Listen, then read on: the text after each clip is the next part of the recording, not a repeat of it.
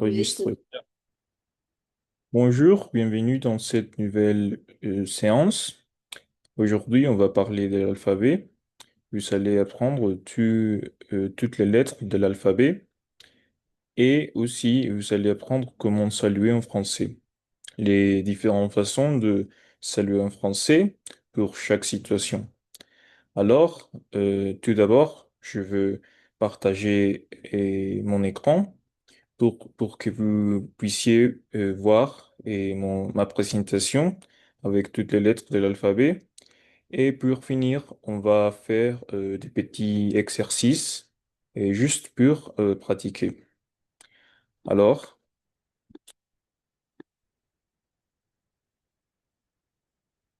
et voici ma présentation. Et c'est sur l'alphabet en français. Alors, commençons par A. En français, on prononce la et d'une façon très similaire à l'espagnol. On dit A en mot et aéroport, par exemple, aeropuerto en espagnol.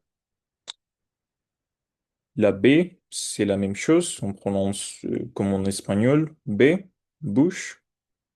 Ça, c'est très facile en fait. Chameau, C, même chose qu'en espagnol. Très facile. Chameau signifie camellos en espagnol. La D, c'est la même chose. Doigt signifie dedo en espagnol. Il n'y a pas de difficulté. Et la E, c'est un peu différent. Et en français qu'en espagnol, on dit en français, on lâche un peu la bouche. Et en lieu de dire E, on dit E. C'est un peu différent, mais et en pratiquant, vous pouvez améliorer votre prononciation. Il n'y aura pas de problème et vous verrez que tu iras bien. La F, fromage, c'est très similaire, pas de différence. Fromage, comme vous pouvez voir, signifie queso en espagnol. G, G. En espagnol, on dit he, he. Mais en français, on prononce la he comme G, G. Par exemple, et on utilise la G et d'une façon très similaire qu'en espagnol, euh, quand on, quand on mélange la G et avec des différents consonants, on obtient un résultat phonétique très similaire à l'espagnol. Alors, par exemple, grenouille, qui signifie sapo, c'est un usage très similaire. La H, en prononciation très très différenciée de l'espagnol, car en espagnol on dit H et en français on dit H, mais l'usage c'est pareil en fait. Horloge, hum, la H c'est une consonante et sans son. Et il n'y a pas de son dans la H, alors on dit horloge. Et comme vous écoutez, et je prononce pas la H. Je dis les mots comme si, comme s'ils commençaient avec la O, l'O, en lieu de la H, l'H. Alors, I, on dit I, et en exemple, c'est ingénieur, pas compliqué. La J, alors, en espagnol, on dit J, mais en français, on dit J. L'exemple ici, c'est jambon, qui signifie jamón en espagnol. C'est différent, oui. Et, et en français, on les prononce avec avec un peu de friction avec notre langue et la partie supérieure de la bouche. Alors on dit jambon, jambon. On ne dit pas jambon. Ouais, ça c'est la prononciation qu'on aurait en espagnol, mais en français, on dit plutôt jambon. La K, et c'est pareil en français qu'en espagnol. On dit kangourou. Pas, pas de difficultés, encore une fois.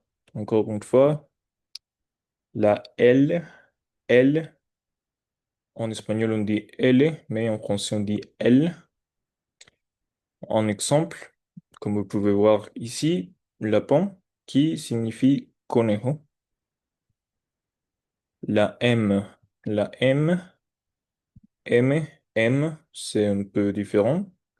On ne dit pas, on ne dit pas, on ne dit pas les et au bout du mot, on finit juste avec M. La M, M. En exemple, c'est mystique. La N, nuage, pas de difficulté. O, orage. Orage signifie tormenta en espagnol. P, c'est la même chose, papillon. Et Q, question. En français, et la Q est plus utilisée qu'en espagnol. Et ouais, la R, ça c'est des consonants qui changent le plus entre le français et l'espagnol. Car on ne dit pas R, mais rabais, rabais. Dans mon expérience personnelle, c'est la lettre la plus difficile d'apprendre. Mais alors, c'est une question de pratique. Serpent. S, trou, hueco, la T, usine et U, pas O, mais U avec, avec notre bouche plutôt serrée, un peu plus serrée qu'en espagnol. U, vache, vache, pas de changement ici. W, c'est comme dire en espagnol W, W. Et je ne trouvais pas d'exemple pour un mot qui commençait avec W. Alors, et je crois qu'il y a rien il y a qu'un exemple d'un mot qui commence par W, mais oui. X, X, pas X, mais X, xylophone, par exemple. La Y, on dit en espagnol I latina. Non, non, pardon, Y, mais en français on dit Y, qui est littéralement la même chose, mais en français Y. En exemple, yeux, ojos, c'est important car c'est important de noter que yeux, c'est ojos en pluriel, pas en singulier, car en singulier on dit œil. Et finalement, euh, finalement, on dit pour sept. Et l'exemple ici, c'est zèbre. Et voici, c'est tout. On passe alors à les façons de saluer. Il y a des différentes façons pour saluer en français. en fonction de les contextes, en fonction du contexte de la situation dans laquelle on se trouve. La façon la plus courante de saluer est bonjour, qui littéralement signifie en espagnol buen día. Bonjour, on l'utilise dans les matins et dans les matins avant mes jours et on l'utilise on l'utilise plutôt dans tous les contextes et oui, on peut l'utiliser partout en fait et formel autant que informel. C'est la même chose. Salut, ça c'est informel. Salut, on les dit avec nos amis quand on est à l'aise, on dit salut. Et on peut le dire aussi pour dire au revoir, pour nous séparer. Bonsoir, et on les dit après mes jours, pendant 4, 5 heures. Et bonsoir signifie buenas tardes. C'est simple. C'est comme en espagnol. Buenos días, buenas tardes. C'est la même situation presque. Et coucou, c'est la façon la plus informelle de saluer. Et c'est plutôt, oui, c'est très informel. Alors, et pensez pas qu'on peut utiliser coucou dans une situation informelle car on peut pas l'utiliser. On ne peut pas l'utiliser. Coucou est très très informel, alors ne l'utilisez pas dans ces contextes formels. Ouais. Alors, et on passe aux exercices. Et tout d'abord, je veux arrêter de partager la présentation. Et alors, attendez. Ouais, ok. Et maintenant, je veux partager des différents exercices pour pratiquer, tout simplement. Alors, attendez. Hmm,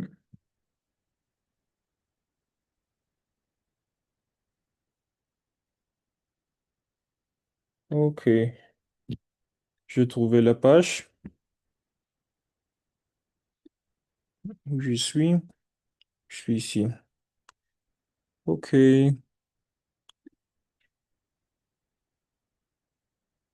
Hmm,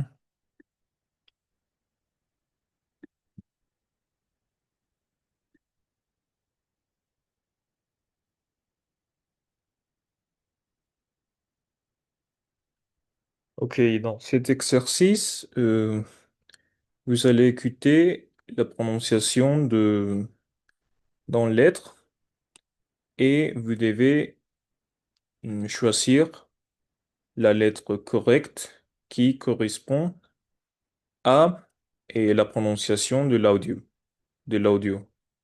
Alors, par exemple, B, B, la lettre qui correspond à la prononciation qu'on vient de écouter, c'est la B.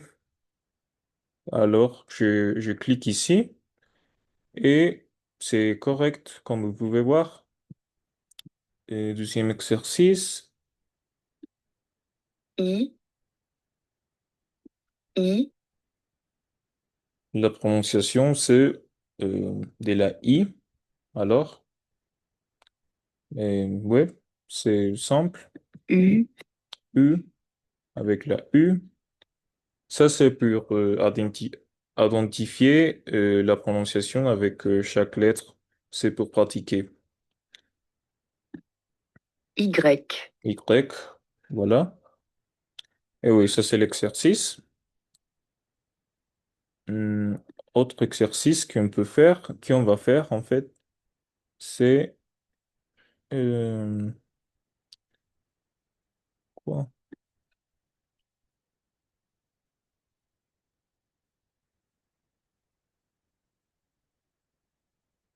Alors, ça, et ce sont des exercices pour pratiquer les différentes façons de saluer. Alors, le premier exercice, c'est de prononcer bonjour. Le deuxième, et quand nous utilisons la salutation bonsoir, comme je viens de le dire, et signifie buenas tardes, alors on l'utilise le matin, l'après-midi et la soirée ou la nuit. La, la réponse correcte, c'est l'après-midi et la soirée. Et dans le troisième exercice, et on doit trouver les mots dans cette grille. Par exemple, salut. Voilà. Et dans le quatrième exercice, on doit écrire ce que nous écoutons. Alors, Bonjour. bonjour. Alors, j'écris bonjour. Et oui, ce sont des exercices très simples, mais très utiles pour vous aider à comprendre et entendre correctement la prononciation en français. Surtout, et pour l'alphabet, bien sûr, qui est très important comme base pour apprendre le reste, ce qui reste et pour apprendre. Alors, je arrête.